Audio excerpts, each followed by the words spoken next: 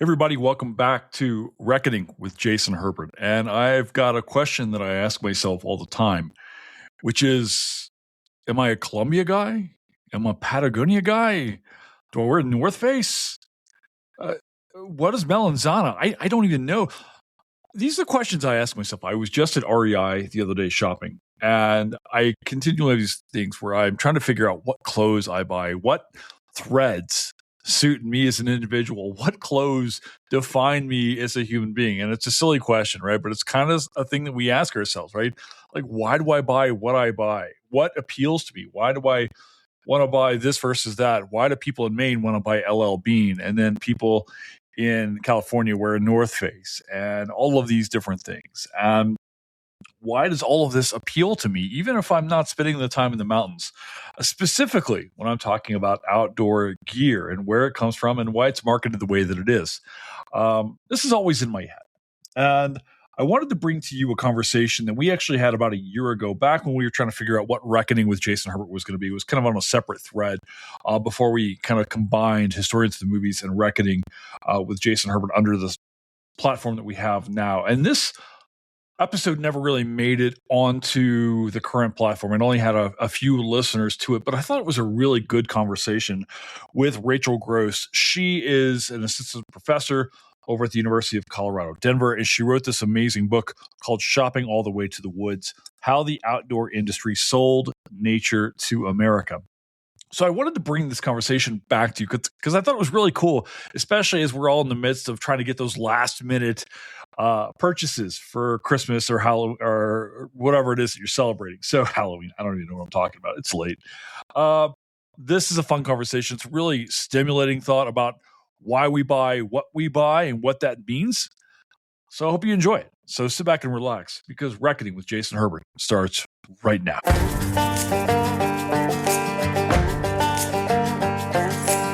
My name is Jason Herbert. I'm a Southerner who lives in the West. I'm a historian, an outdoorsman, and a movie buff. I like finding new answers to old questions, and this is a reckoning.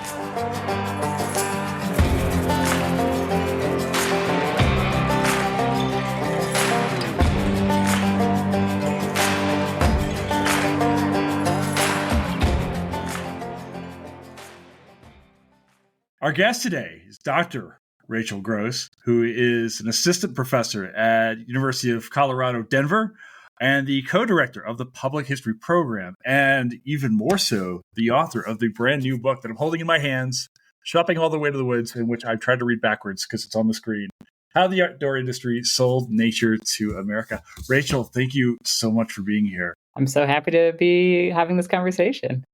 I have to tell you, I saw your book for the first time. I think I was at a conference somewhere, and I saw it, and I was like, I need this in my life to explain to me why I buy what it is that I buy, because I've been wrestling with this and for such weird reasons, because I'll go to a store and I'll try to figure out, like, okay, am I buying a Columbia shirt or do I buy Patagonia or whatever? And I get hit with this weird, I don't know, this weird paralysis of, no, I don't fit in. I'm not a Patagonia guy. I'm a Columbia guy. I what do I buy? And I'm just buying cotton or some fabric. And this book is telling me exactly why I'm buying what it is that I'm buying, or maybe why I'm even at REI to begin with.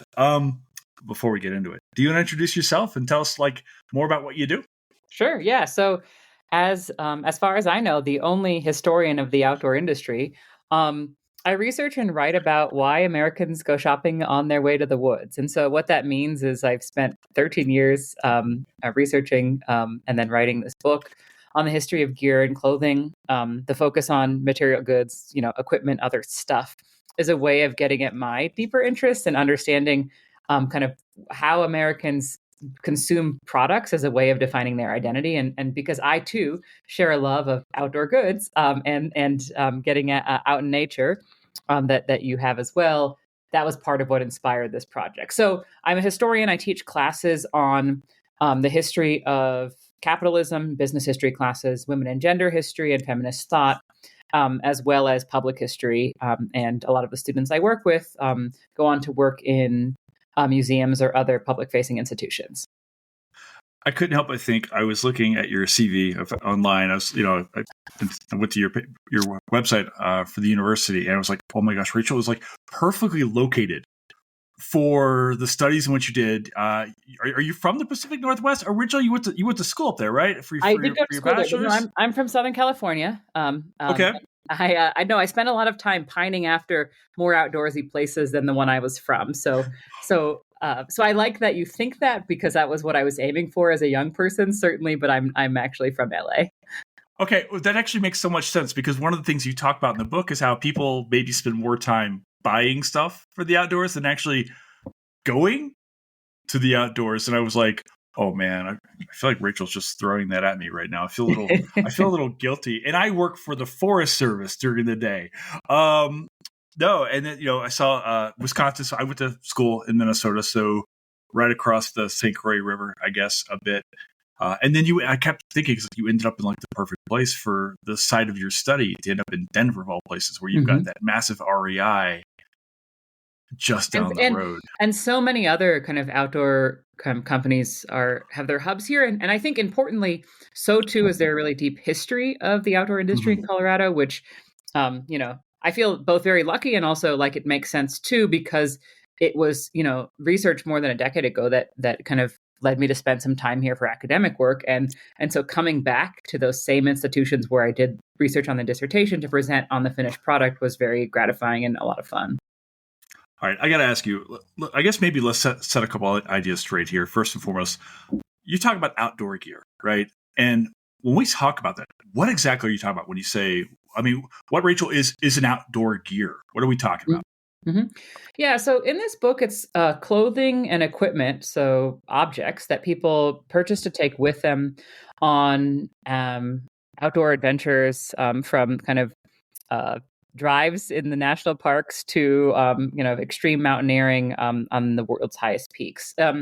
The objects that I talk about are really most focused on camping and backpacking, in part because of the nature of the sources I was using and the companies that I had access to. But I think outdoor gear, certainly as defined kind of in national economic terms, can encompass all sorts of things from mountain bikes to RVs, right, where people sleep somewhat outside in them, to kayaks, to like a headband that you might wear that's sweat wicking, right? So it encompasses all scale of objects.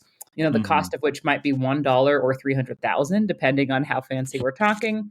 And I think the important thing for me is that outdoor gear, which is both about the clothes and also the kind of other pieces of equipment, is about how people mediate their experiences outside, either to make them more comfortable, to make them more challenging, more interesting, more beautiful, right? They're enabling access in some way.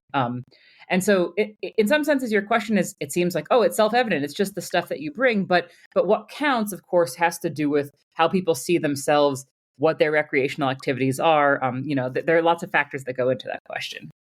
Yeah, this is where I got really fascinated. I started to go down rabbit holes as I was reading your book, which, oh my gosh, I love. And like, I hope people read this so much, because I started to think about things like identity and class and locality and what purchasing these things says about the self. And almost, you've got this beautiful history here, but I felt like at times I'm reading like this social study of who humans are and how capitalism is kind of forcing their, kind of pushing their hand in one way, but also they're reacting and so forth. So I have so much to go to ask you about.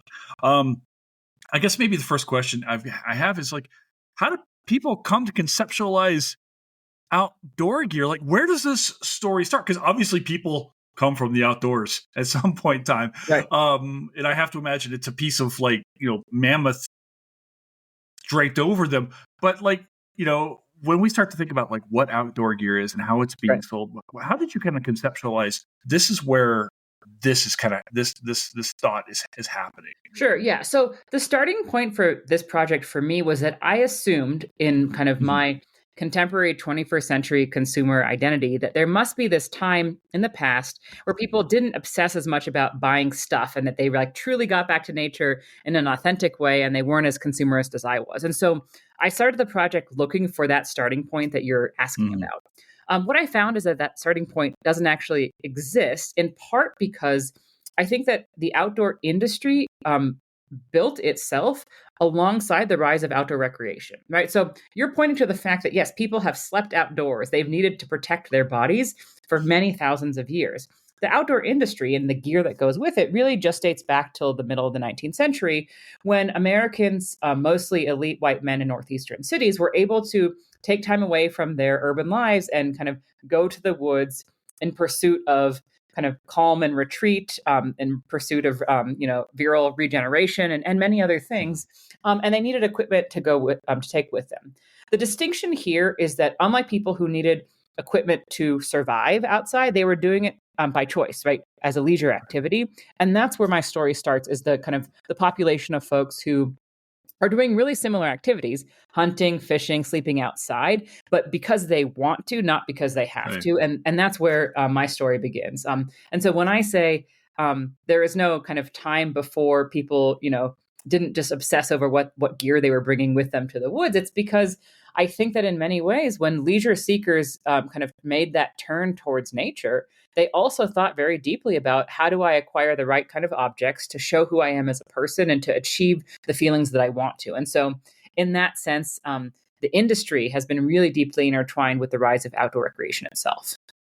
Yeah, immediately I started thinking when I started reading the book, that famous image of TR, sitting there in his, in his, it is dressed up, and he's got the knife, Right, I think and the from fringed Tiffany's. buckskin shirt, yeah. Yeah, and he's just totally selling himself on purpose, right? Because he's absolutely trying to reinvent his own identity, both personally and maybe nationally, Mm-hmm. as well as this outdoors guy. And of course, looking back now, I can only kind of laugh at the idea that it's a knife from Tiffany's. Like where okay, he goes on to do things. I want to ask you. You talk a little bit about these three elements of maybe outdoor identity. Can we kind of jump into kind of there and kind of use this as a launching point for the rest of your discussion? Absolutely, yeah. So the first important aspect of outdoor identity is that it is deeply masculine in character. And this doesn't mean that there haven't been women who have participated in outdoor recreation, both on the side of the industry as professionals making the gear and also as athletes themselves, but rather that from the earliest days of the rise of the outdoor industry, companies have sold themselves based on kind of offering access to a kind of rugged manhood that is linked to kind of constructed nostalgic ideas about kind of wild white men on the frontier conquering kind of landscapes and other peoples, right? Serving as colonizers and kind of conquering nature itself by controlling their environment. Outdoor gear promised in the 1880s and the 1890s to offer access to kind of a renewed sense of masculinity. And that's part of what you're describing when you kind of describe Teddy Roosevelt in his buckskin suit, right? So many of the guidebooks of the era talked about if you want to be a true outdoors man, right, you have to go shoot the deer yourself and then, skin it, tan the hide, and then make your own buckskin suit. That was at the core of the craft skills that were linked to manhood during this time period. Even though Teddy Roosevelt himself, as with his contemporaries, almost always purchased from Native American women these suits, they still kind of upheld that myth of outdoor gear symbolizing their knowledge of the outdoors, their craft skill, their expertise, and therefore their authentic belonging in the woods. And so throughout the decades that follow, I think there are really similar kind of ethos that the outdoor companies push and that consumers embrace. Even though the gear changes radically, that notion that kind of outdoor activities and the goods that you buy to go with them are going to give you access to a recovered manhood of the past is very consistent. That's the first element. I can go on to the second one. Or you can ask Please me go about for that. it. Yeah, Okay. no, go for us. The second important aspect of outdoor identity is the notion that you need to buy stuff in order to access it. Right. And so what that means is that material goods, right, like the things you would put in your pack or carry with you in your car, are crucial to establishing kind of your belonging as a part of an insider group who knows what they're doing outside. They're crucial to accessing the activities themselves. This isn't to say that it's not possible to do outdoor activities, kind of, and and not consume every time, right? I don't think people actually literally go shopping each time they go to the woods, but rather that the pattern of American consumption, right, to the tune of many hundreds of billions of dollars each year in the outdoor world, suggests that many American consumers have consistently chosen acquiring more stuff, not crafting their own, not reusing what they already have, because that is the way that they feel most outdoorsy. And that to me is really important because it suggests that people are accessing this feeling, this identity by acquiring these products. And that imbues them with an incredible amount of power that I think is worth unpacking. The final aspect of the outdoor identity is its Americanness. Now, this might be surprising given the fact that there are, of course, kind of outdoor cultures all over the world with robust histories and certainly aesthetics of their own. What I think is interesting about the American outdoor culture and the styles that go with it are two different things. One is that so many of these styles, the looks of them and the meanings behind them, have been attached to mythologies around the disappearing Native American of the 19th century, kind of ideas about conquering wild lands in the American West. In other words, some of the deepest foundational myths of our country that people still rely on are embedded in the products and how they look. Similarly, I think that Americans are one of the few sets of people who wear outdoor clothing and take outdoor gear with them in all areas of their life, not just kind of in on the trail itself, right? The fact that Americans are often recognized globally because they have casual sportswear on their bodies rather than kind of more formal city-based attire is actually quite remarkable. I think it's a little weird. I'm certainly counting myself among the population who has that kind of habit. But our Americanness, in this outdoor culture isn't just defined by kind of the history that gets invoked in marketing, right, in the kind of copy that you would find in a catalog, but also in the way that Americans wear these clothes on a daily basis. So those are the three elements, and I'm sure we'll dive into all of them in more detail. Rachel, I feel so seen right now. I say this as I am wearing my Orvis quarter zip pullover that I wore to the office today because it looks pretty, and I was like, well, this will look nice to the office. That's right. I was one of 3 people to go in because we had so much snow. And Orvis, if you're out there, you can absolutely sponsor this show. I should add, I've never in the way of historians, right? Like, we're not getting a ton of swag. People aren't sending us a bunch of cool stuff. I've never gotten a jacket or anything out of this research, just a lot of insights. Okay, I do get swag, but that's from the taxpayers, and I'll tell you about that in a sec. But you're absolutely right, and I don't think that people maybe opening up this book are prepared for discussions about Sand Creek. Which I really, really appreciated, this idea again of this disappearing West, and so much of this book really is kind of situated this idea of the West. Why is the West so pervasive in this idea? Is it just because it's the idea of the frontier as it's happening, or? Yeah, so I mean, part of it has to do with first these kind of East Coast companies that are eager to capitalize on kind of the American leisure class's interest in accessing, Western landscapes as a part of affirming their national identity at the turn of the 20th century.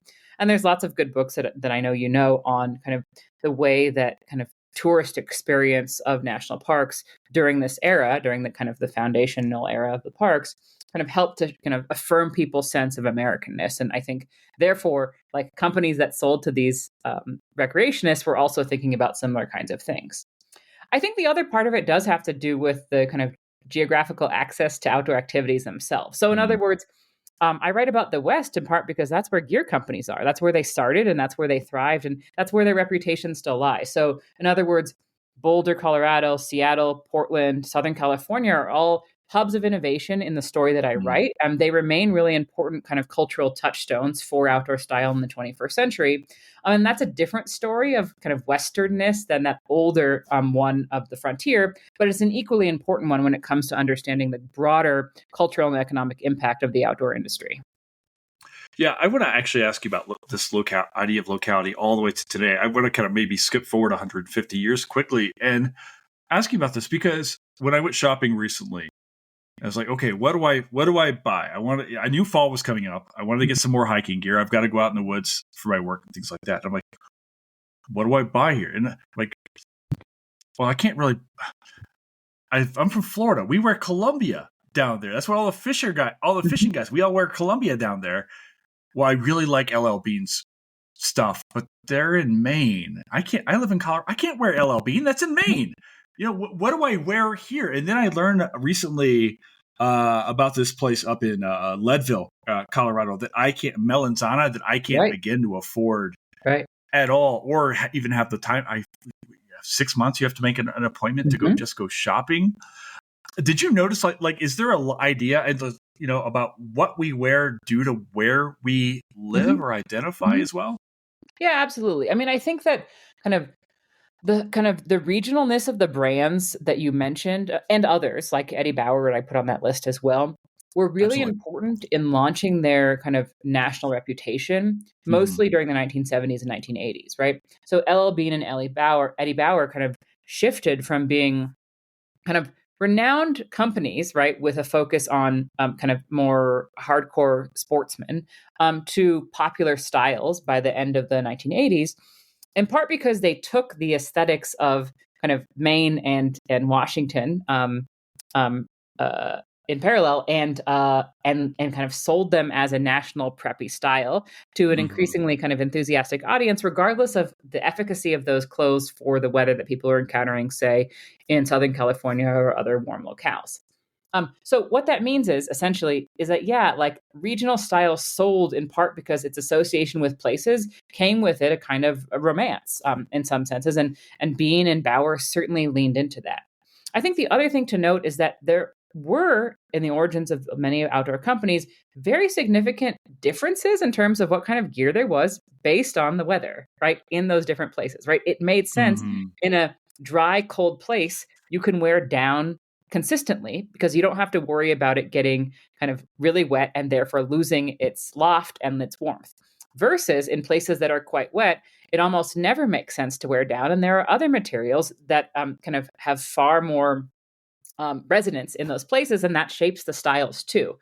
As we get to a more national outdoor style by the end of the 20th century, a lot of those distinctions get lost to the point where you're asking questions, or certainly I would be too, in a store, do I want this brand or that brand? Not, does it make sense for the weather of the place that I'm living in or the conditions I'm about to experience? In part because kind of the brands have a new kind of national resonance where it matters less. And also because, of course, they have addressed that by marketing not just to a local audience, but to kind of to broader national and international markets. And so, in that sense, I do think brands still retain some kind of regional focus, certainly as they lean back to kind of sell the story of their company heritage, right? The company's history in its particular place.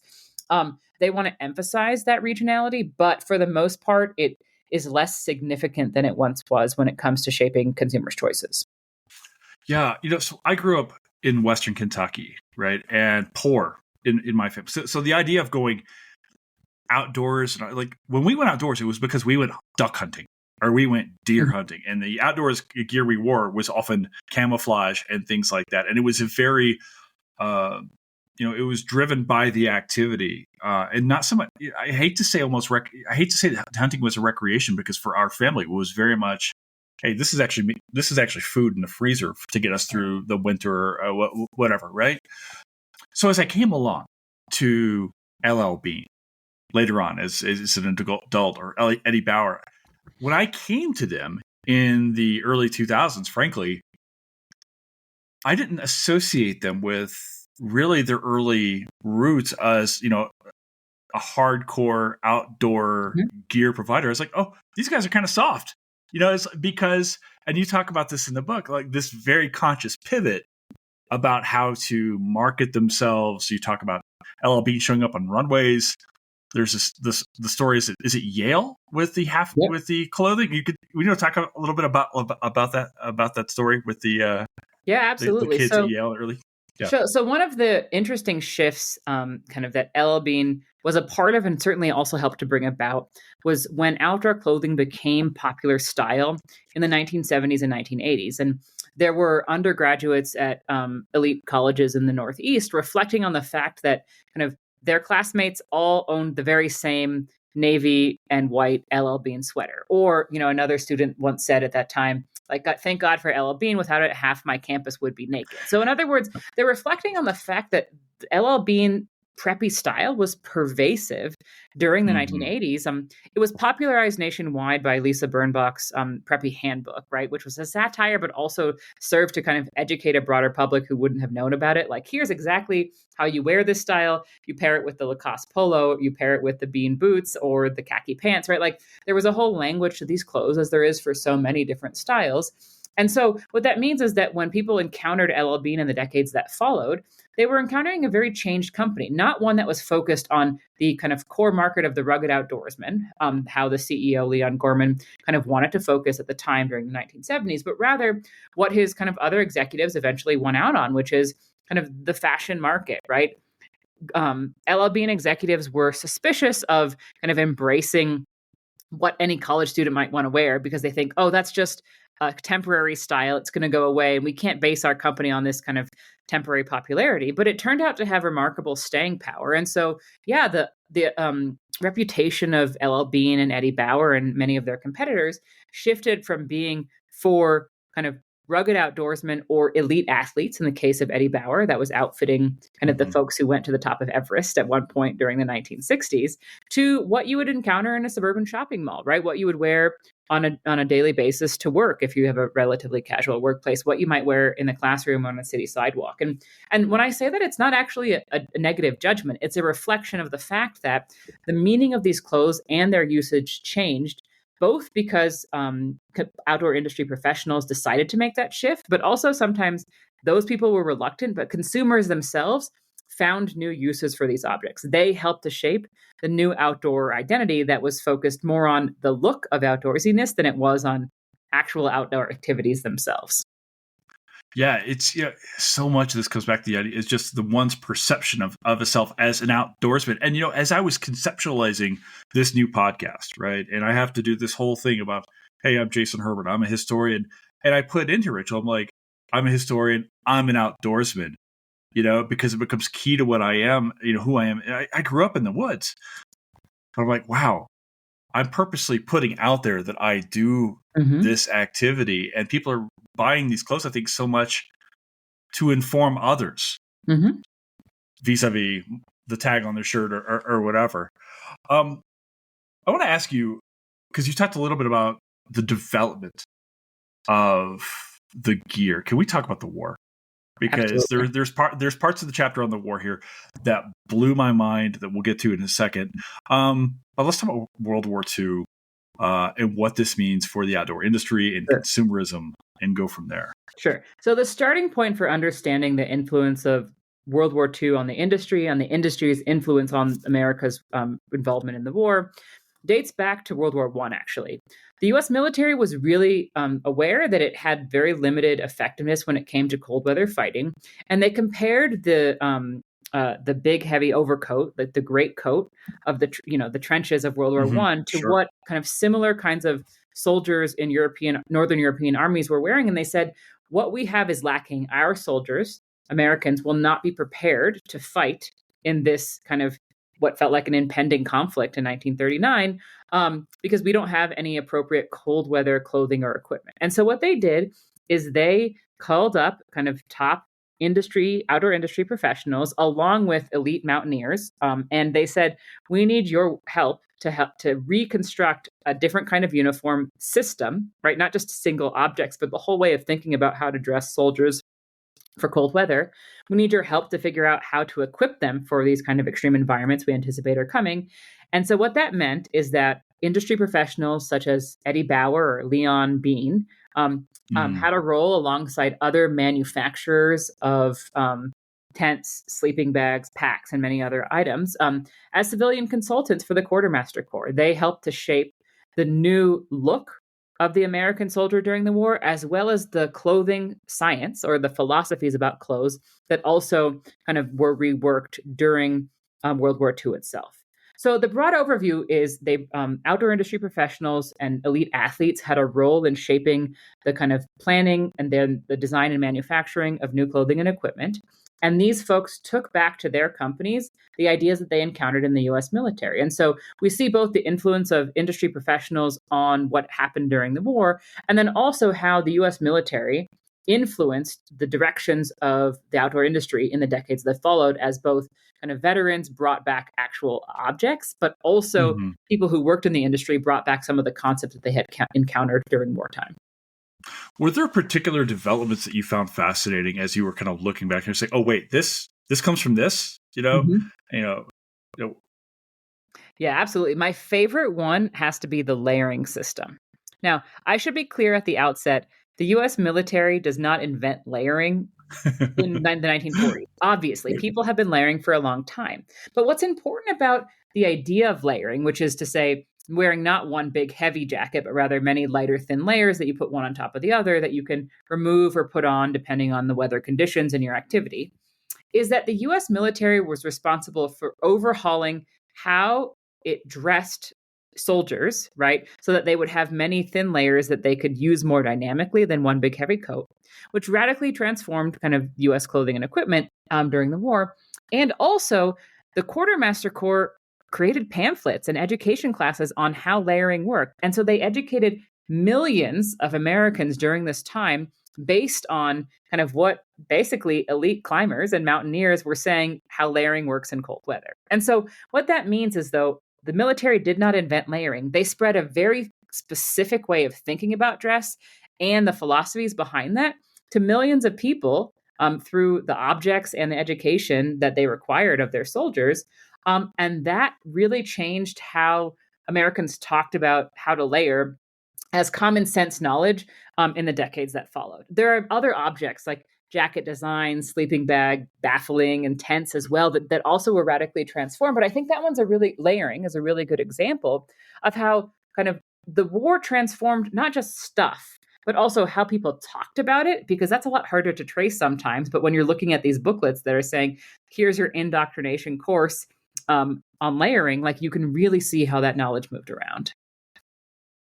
Yeah, I moved to Colorado a year and a half ago, and I get to the Forest Service. Everyone's layers. Get yourself some layers. Just immediately keep layers in your car. Be ready. The weather's going to change, especially when I've got to go up and down, say, Pikes Peak, which is 14,000 feet up, and it's 80 down below, 30 up top. It's constantly. Rachel, I have so many clothes now, like so much stuff. I want to Marie Kondo this stuff, and I can't. Right. There was the fascinating thing that I completely took for granted, and that you illuminated, is post-war. Can you talk a little bit about the Army surplus store? Because this stuff blew my mind. It was something that I took for granted, and then you just laid it out there. Can you talk about what the Army surplus store does? Sure. Yeah. So Army surplus stores resell equipment either that has been lightly used or kind of was manufactured for the U.S. military, but then kind of never actually, seen in action or kind of reached soldiers themselves. That's the basic principle. What happened during World War II is that the kind of vast bureaucracy of the the U.S. military created far more stuff than actually was used during the war itself. There were incredible amounts of objects that were the military no longer needed after 1945. And so in 46 and 47, it sold to mostly veterans in really large lots. So think like the size of a kind of a truckload or something like that. Military surplus equipment and clothing. This could be things like packs or sleeping bags. It could be just boots or jackets or pants. There are many other objects like weather vanes or like heavy tarps, or if you think of military equipment, it was for sale somewhere.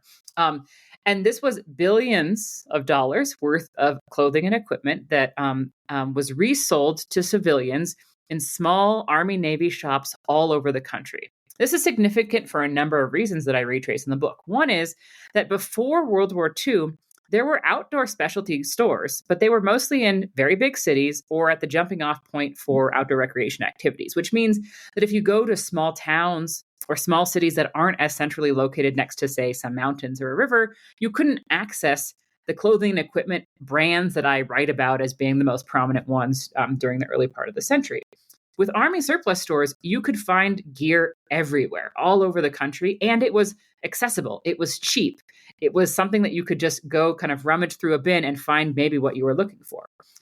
Army surplus is also important for other reasons, namely that though it represented kind of the pinnacle of American scientific ingenuity when it came to testing in laboratories or kind of doing a lot of kind of subjective testing by people on mountaintops to figure out which tents are going to be the warmest or the best, most effective and very strong winds.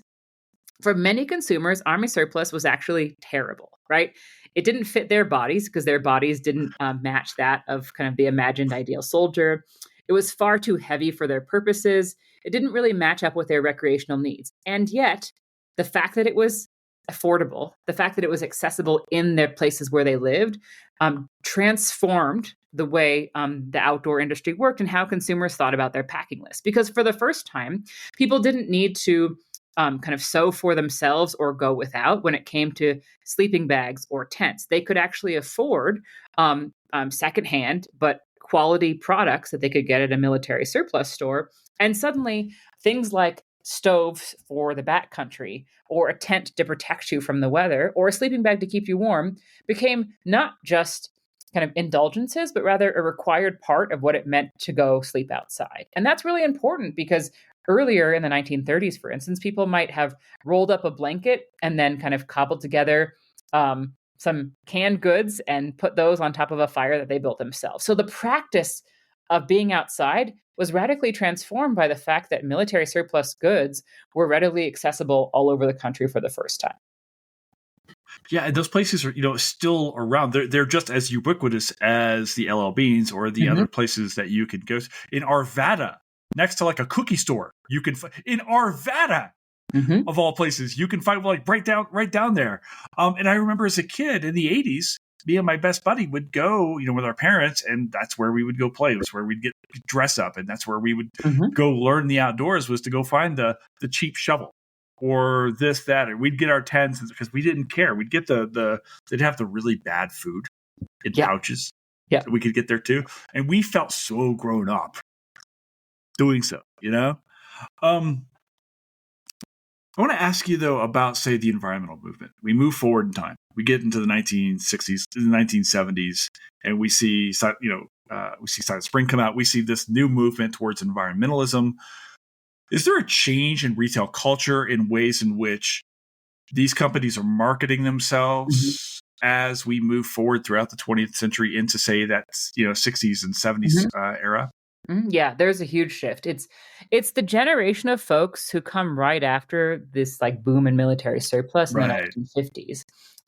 Their younger counterparts are looking around kind of at the environmental movement and how that has reshaped their personal politics, and recognizing that for the first time, they're seeing a really big disconnect between the work that they're doing, selling sometimes petrochemical byproducts, right, as a part of what they have to offer in their stores, and then also pushing kind of an escape to nature, right? This notion that kind of there's a pristine wilderness out there that kind of that they want other people to have access to. And they say, gosh, like, how are we going to reconcile these seemingly opposing values? And so for the first time in this story, in the 1970s, we see outdoor industry professionals talking about how to bring kind of a much clearer political agenda to the work that they're doing beyond just selling stuff.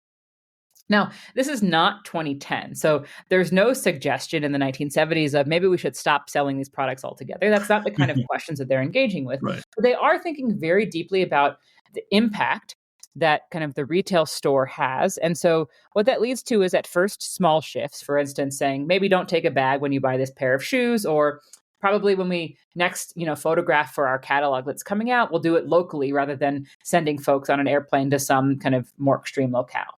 Those are small shifts. In the 21st century, they don't seem noteworthy, but in the 1970s, this is a new kind of conversation in the retail space.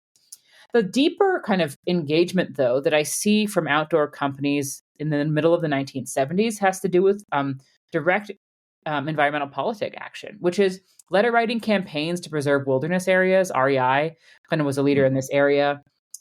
Trash pickups in national parks. REI also organized those for its members during the 1970s.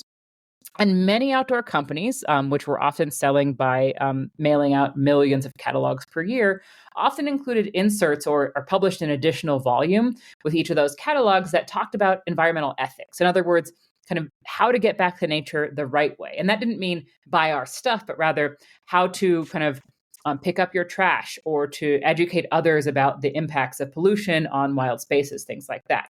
And that's a huge shift from earlier decades. And I can offer you one anecdote as a way to illustrate that. Early in the 1960s, Jim Whitaker was the general manager of the co-op, later known as REI.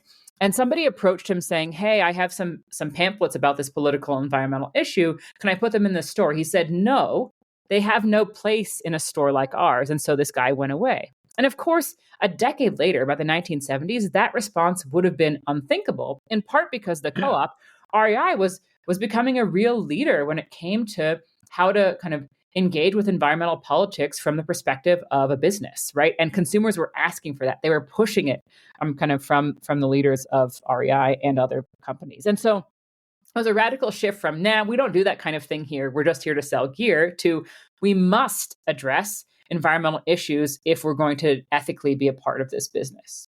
Now, this moment of kind of deeper ethical engagement with the issues that business itself brings when it comes to thinking about kind of environmental impacts does not last. I wouldn't say this is a powerful conversation in the 80s and 90s in most of the documents I looked at, which is not surprising because it maps on to what we understand of kind of environmental movement trends of the second half of the 20th century. But that kind of effort in the 1970s, that moment of promise, these conversations about how there are alternative ways to run businesses that are not just about profit, really paved the way for the much deeper and kind of more boundary pushing kind of environmental actions, engagement directly in politics and elections, in debates about land conservation and preservation that outdoor companies are a part of in the 21st century.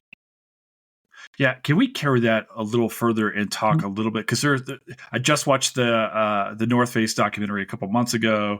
I talk about say North Face and Patagonia themselves. Patagonia, saying, "Hey, everything's going back to the earth at this point in time." Are these really altruistic companies that are just legitimate? It's so easy, Rachel, to be skeptical in this world around us, especially given the events of this week. Are these guys legit? When we look at, say, Patagonia, North Face, some of these guys were like, "Hey, we're going to give back." REI. How do I feel about these guys? Right. I mean, it's an important question. I think in some ways it's the most important question that comes out of this research for me, which is kind of what do we do with them and what kind of narratives can we trust coming from businesses themselves? I think there are two important things to point out. One is, yes, industry professionals are engaging with climate change and environmental issues in earnest and kind of in doing so in a way that is far more holistic than it was, say, in the 1970s. In other words, looking at kind of the life cycle of products, right, from the minute of production to kind of where they're going to end up in terms of its impact on a landfill or elsewhere, in a way that I have never seen, kind of, or certainly that I didn't see at the start of this research 15 years ago. That's important. On the other hand, like the other big point here is, despite this earnestness, I don't think that solutions for kind of the broad impacts of a culture of consumerism is going to be in companies whose job it is to sell stuff, right? In other words, I don't think that we're going to get the most meaningful solutions for the kind of, deepest trenchant issues when it comes to in the environment from a business, and certainly not one whose job it is to sell things to us because they're going to define who we are as people, right? So I think there's a fundamental kind of problem there when it comes to people searching for answers from within corporations, because as I've suggested, I am a fan of this stuff, right? I'm a gearhead. I love these objects, and though I have come to critically examine how they have defined me and kind of resisted that in some senses by thinking about it more deeply, like I'm aware that they still maintain a power over me. But that is something that I think I hope to continue to decenter when I get readers, is to think a bit more critically about how kind of we allow objects to define us as opposed to kind of shaping activities in the ways that, we might want to independently. Because I don't think that, like, if only we just had skis that were made out of algae, that then therefore it wouldn't have the same impact, right? I think there are incredible new inventions coming out, like these innovations. I was for a couple of years a judge for the outdoor industries kind of innovation award at the outdoor retailer trade show, which was great. Like I got to see the latest and greatest, but in some senses, like finding new materials to make stuff that we're going to buy over and over again is certainly still contributing to the problem. And so your question, I think, is a hard one to answer, because ideally there would be an answer like, yes, these companies are legit and you can trust them. That is true in some senses, but that still isn't really the answer, because the answer isn't buy these objects. It's to think more carefully about what we consume. Yeah, it's like I want to believe, and then I look at Patagonia and think, can I afford $50 for this T-shirt? And I'd say, because they are extractive industries. This stuff is coming from some. At the same time, I need new things. I don't know how to balance this. I want to ask you about gender here, because masculinity, as you say, plays such a huge role in the development of outdoors. The word outdoorsman we don't say outdoors woman. Outdoorsman comes to encompass, this. And as you point out, I guess I want to know about what's the role of femininity here. And because it seems to be it's a threat at times to the industry. At the same time, companies have to sell to women and we'll talk about diversification here in a second. But what's the role of women in the outdoors industry? Does this change over time? Kind of where were we and where are we now? Right. Yeah.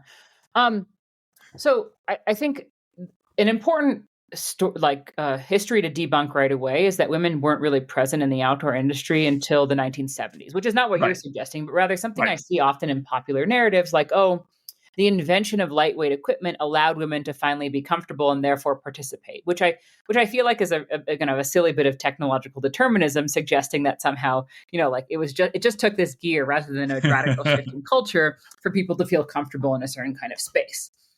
So there's two different stories, though, that I could trace. One has to do with the history of women in the outdoors, right? And I do that in some senses by looking at kind of iconic gear designers and company owners like Alice Hollybar, who co-founded Hollybar Mountaineering with her husband Roy in Boulder in 1947. And she was really recognized as kind of a genius gear maker, right? And she outfitted people to do pretty intense kind of mountaineering expeditions all over the world, and had a really big influence on the design of down products internationally in the years that followed kind of the rise of her company. So recovering the stories of women who have those kind of roles, I think, is important. Similarly, recovering the story of women who participated as consumers and athletes in these activities, also significant and something the book does. But I also think that the history of gender and femininity kind of goes beyond just saying, look, women were here too, and analyzes the ways that women and men try to negotiate kind of gender roles in outdoor spaces in new ways. A good example of this is how women in the 1930s encountered kind of expectations about normative gender. Often, women were able to wear essentially riding pants in the 20s and 30s, like the kind of 20th century interpretation of the bloomer costume. So they're baggier pants, cuffed at the bottom, sometimes with tall socks, which was pretty functional when it came to, hiking up a steep slope. What happened, though, was that women kind of talked about feeling the need to cover up their bodies and, the fact that they had, two legs, by wearing button-up skirts that they would kind of put on very quickly if their camping party should encounter someone else from the outside. In other words, they carried with them these kind of covers for their clothes and their bodies because kind of the expectations about behaving in a feminine way, like looking the part, which meant to them wearing a longer skirt, not pants, went with them to the woods. It wasn't something that you shook off, right? Civilization doesn't just go away, nor do the normative expectations about performing womanhood. just because you're out in these wild spaces. And women felt that quite acutely when it came to this extra item that they had to carry in their packs.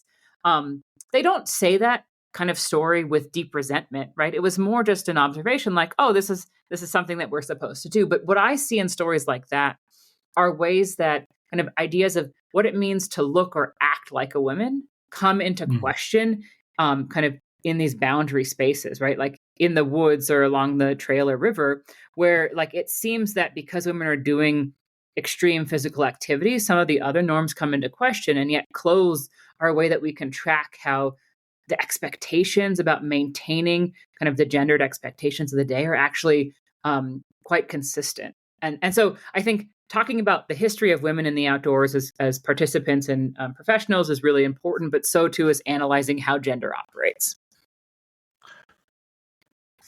Can we talk about Abercrombie and Fitch? I would love to. All right, let's go. This Abercrombie and Fitch feels like a parable to me at times when I'm reading your book. Does this company go through some phases? Can we talk about where Abercrombie words fail me right now? Abercrombie and Fitch comes from, and then what happens to them in the 70s and 80s, and like how do we get to? They've been in the news lately. Can we talk a little bit about them? Sure. And actually, I guess maybe the lessons these other companies are taking from that. Right. Yeah. So, Abercrombie and Fitch was founded by David T. Abercrombie and Ezra Fitch in the 1890s. It was a New York City-based kind of outdoor outfitter, mostly focused at first on hunting and fishing, and then other outdoor sports in the early 20th century. And that list would include things like driving, tennis, golf, and kind of and camping outdoors, as well as canoeing. It served an incredibly elite clientele, which is both to say that the products they sold were expensive, but also that kind of the people who had access to this type of leisure activity during this time had to have time to go on vacation. They had to have a means of transportation. And so it wasn't A&F reinforcing the notion that not everyone could be outside, you have to be wealthy, but rather also a reflection of the time period and the constraints people had in terms of vacation days or kind of transportation to wild spaces outside of cities. Abercrombie and Fitch sold to heads of state, to famous aviators, as well as to kind of businessmen in the Northeast who wanted to kind of go on their camping trips in the Adirondacks or the White Mountains or other places on the East Coast, and as well as around the United States. It grew to be what they called the kind of foremost outdoor outfitter of the United States, with a few in-store locations and then a robust mail order catalog system. So they mailed catalogs all over the country, and people looked to Abercrombie and Fitch as one of the kind of models for how to sell the great outdoors inside of a city. Their headquarters in Manhattan was a 12-story building, stories dedicated to the fishing, the hunting, the camping, to women's wear. And then on the roof, they had a pond where you could test your boots or cast a fly. They had a cabin as well. So it was a really remarkable setting because this was the first instance that I could find of creating kind of the feeling of a green respite that nature provides, but inside of a store, right? In the 21st century, this model is actually incredibly common. But Abercrombie and Fitch and its store spaces was one of the originators of how to create an outdoorsy feel inside of a shop and make the retail experience a key part of what it meant to actually get back to nature itself. So the company is significant for all of those reasons. It continues to grow in national reach in the first part of the 20th century. It takes a turn in the post-war period, in part because kind of to maintain this elite clientele, they start selling items that have less to do with the core rugged outdoorsmen of the past, and more in line with fashion trends. Some good examples of that, kind of the oddities that you might encounter there, would be kind of like full-size cars, but that were actually toys, $16,000 gold chess sets, perhaps a stuffed polar bear, as well as kind of safari wear and bell-bottom pants.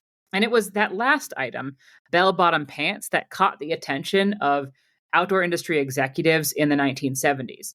Abercrombie and Fitch went bankrupt during that decade, and it served as a kind of warning for many other outdoor industry executives who were thinking, like, we want to preserve our history and our reputation. And look, Abercrombie and Fitch failed because they pandered to the masses. Specifically, they tried to sell stylish stuff, not things that were really for outdoor activities and adventures.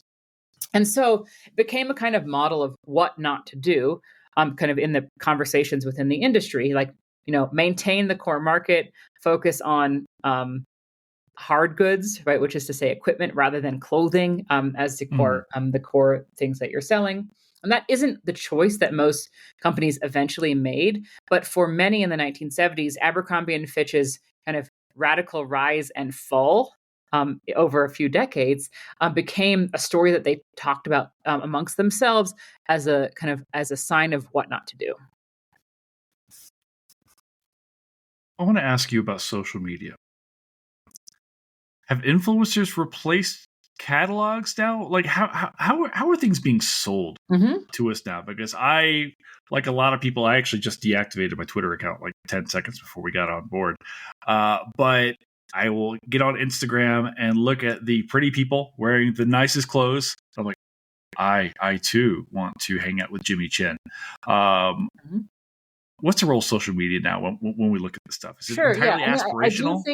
I do think that social media is really important to understanding kind of where consumer desires come from, right? How their taste gets shaped, just as catalogs or elite athletes who got covered in news media were important in previous decades.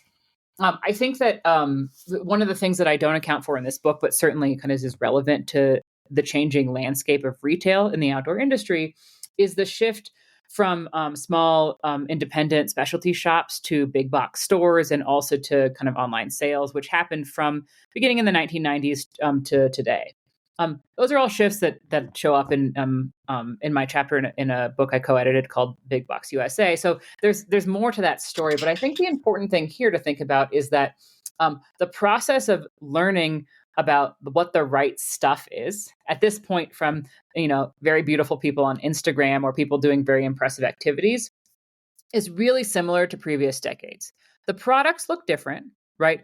The way that you're encountering those stories is different, but the kinds of ideas that those images are selling are actually really consistent with the last 100 years, which is to say, a lot of Americans are drawn to kind of the promise that outdoor activity is going to bring us closer to ourselves, right? To find who we are, right? It's a kind of, parallel to a kind of a spiritual experience. It's secular in nature, right? It's akin to what the Romantics would call, like, finding church and God, like in the mountains, as opposed to inside of a building. People are still searching for that kind of deep meaning, as well as for physical fitness, camaraderie with their friends, belonging into a larger group, and wearing the right stuff kind of is all going to provide a way into those kinds of feelings. And so in that sense, I think it's useful to trace, yes, these are this Instagram post would be the new way people are informed about cool, gear that's really expensive and hard to access, like Melanzana. But it's not actually fundamentally new in terms of what kind of messaging it's offering, right? And the ideas behind it are ones that we would find parallels to in history as well. I do want to ask you about a different kind of messaging then, because you go through, you mentioned, so much of the literature points to, we look at our national parks, we look at our national forests, our open spaces, at least here in the United States. Rachel, these are overwhelmingly white spaces. I go to Barnes & Noble. I flip through outdoor porn, as I call it, when I'm looking at Backpacker magazine or Outside or whatever, right? And I'm I'm looking at all stuff. And I'm seeing overwhelmingly white people. Often masculine, but overwhelmingly white. And that is not what the United States looks like. It is an incredibly diversifying space, racially, sexually. How are these companies now wrestling with the fact that there are more people out there and they don't look like me? How do they diversify, and what's the message there? Yeah. So this is kind of a really key company when it comes to innovations in the outdoor industry now. And I mentioned in my role as a judge, I saw like here are the skis made out of the new materials, right? Like companies thinking about the life cycle of products. That was one really important theme in the latest kind of products coming from the outdoor industry. The other one has to do with inclusivity. And that is not just a code word for race, which I think it sometimes can be, but thinking very expansively about how to invite a really broad tent of people in. Now, of course, it's easy, just as with the question about climate change, to think about that quite cynically, which is to say, yeah, of course, being inclusive means a bigger market for the industry, right? Sure. But I also think that, in similar ways, this is a really earnest conversation about how to increase access and the affordability to activities that people really love, right, and want to share with others. And I appreciate that sentiment. Ways that that's happening, I think that it's I see it most often at kind of nonprofits led by young people. There are really great examples here in Colorado, trying to kind of make clear to their peers that people who looked like them also go ice climbing, also go kayaking, right? So like that is, I think, the most important kind of place where I see this kind of work happening. It's mostly local or regional in nature, although there are some nationwide nonprofits that do similar kind of work, like Latinos Outdoor or Blackpacker, things like that. But I also think that outdoor companies are a part of this, but not at the center of it. And that is in part because of some of the deepest lessons that I got from working on this book, which is to say, I don't think gear is the most important part of outdoor recreation. I think it is for many people in their minds like a necessary starting point, right? It's the thing that marks them as doing the activity, but actually to meaningfully go on a walk and experience like forest bathing, right? You just have to be near some trees, right? It doesn't take a very special kind of place to have that kind of experience. And so it's a reminder that kind of activities close to homes, right, that are more accessible and that don't require extreme like styles of clothing or equipment actually render the culture more inclusive, right? Recognizing that that is possible, I think, is really important. And what that means is that even for someone like me who loves outdoor gear, recognizing that mostly I am going on a walk, not like an extreme hike, and I probably don't need specialized anything to do that. I like wearing it, but changing the culture around what is necessary, right? And even changing the narrative in my head of like, oh, that person's wearing jeans, that person's wearing sandals, they don't belong here, is a part of the problem that I hope to address kind of by thinking through these issues in my writing, which is to say, like, this stuff isn't necessary. It's because we decided it was, not because it, there's some, thing that's going to protect you from dying. Like if you're just going on a stroll, you'll probably be fine. And so all of that to say, I think there are really interesting kind of ways that people in the outdoor world are addressing this question of inclusivity when it comes to people of color, people with different kinds of abilities, to be able to enjoy the very same activities that you and I love. And I don't think that gear itself is at the center of it. But of course, well-moneyed corporations have a responsibility to be a part of that shift. I want to ask you in closing, you've had the opportunity, you've lived in some really amazing places. Do you have a favorite hike? Where do you go? Yeah, I mean, it's getting in trouble in Colorado because they don't like it when we reveal stuff. Sure. Yeah. I mean, I think like in the spirit of what I just said, which is recognizing that there's a ton of value and beauty in the things close to home, I have two answers to that question. One is there is the kind of the hiking in the backcountry of Yosemite, where the High Sierra camp is. That was the very first trip that I took myself that got me inspired to think about the human history of the outdoors and outdoor recreation as opposed to kind of a wholly natural space. That to me is really personally important because it shaped a lifetime of scholarship and thinking. But far closer to home, I go on hikes in the foothills near Golden, Colorado, right? So, right around the corner from Denver, essentially. And because that's where I go, I also deeply love it. It's not hidden. It's not a secret kind of like, I'm going to tell people and then they're going to, rush over there. It's just what's right in town. And to me, that's actually the most important thing because it matters because I actually go and do it. So those are the two top of the list ones for me. I love it. At some point in time, you're just up the road for me. At some point in time, we've got to go hiking and we've got to go shopping. I am desperate to go to REI with you now to like just get your thoughts on this. And they go together, as we've shown. Oh, do they ever? Look, I have to thank you for writing this book. I when I saw it, I was like, I have to reach out to her. This book is so much. It's a fun read, Rachel. Like, it's not only enlightening, but I just really enjoyed it. So thank you so much for writing this, for coming to spend time with me on this show, for being part of Reckoning with me. Yeah, thanks for having me, Jason. All right. Hey, everybody, thank you so much for being here with me and with Rachel. You can find us somewhere out in the woods. Good luck. We'll catch you next time. And that's a wrap here at Reckoning with Jason Herbert. Thank you so very much to our guest, Rachel Gross. Thank you to all of you for being here. Thank you to our producer, Fletcher Powell, for making this show operate.